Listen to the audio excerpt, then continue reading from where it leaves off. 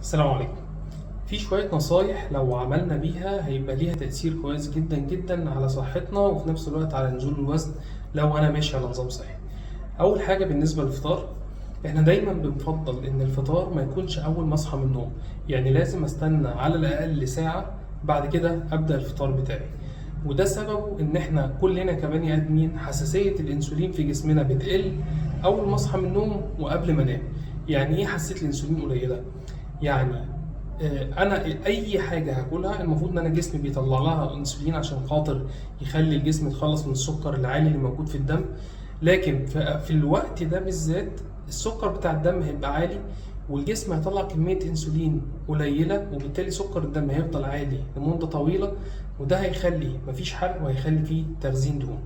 عشان كده المعادين دول بالذات بنقول بلاش ناكل فيهم. اول ما تصحى من النوم تستنى لمده من ساعه لثلاث ساعات، ودايما ما بنفضلش ان احنا نستنى اكتر من 3 ساعات عشان خاطر لو قعدنا اكتر من 3 ساعات الجسم هيدخل في حاجه اسمها starvation مود او المود التجويع. لو انا جسمي حس ان هو جعان قوي، في الحاله دي جسمي بيدخل في وضع ان هو عايز يحافظ على الطاقه بتاعته، فهيقلل الحرق تماما.